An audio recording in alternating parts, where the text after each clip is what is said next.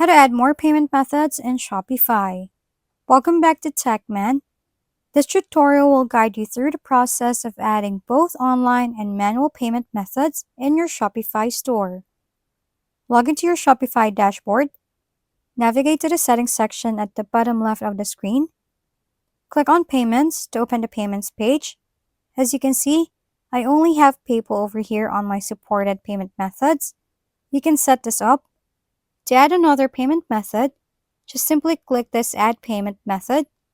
Over here, searching by payment method or searching by provider is easy.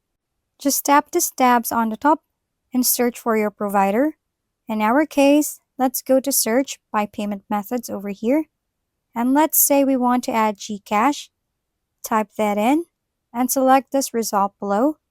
You can see all the results of payment providers that offers GCash as payment method. Providers are a third-party app you can use to organize and use different payment methods. If you decided which provider you want, simply tap their name, click Install on the top, and then on this page, click Install once again, and there you have it. If we've been helpful, kindly give us a thumbs up. And don't forget to hit the subscribe and bell button for more contents.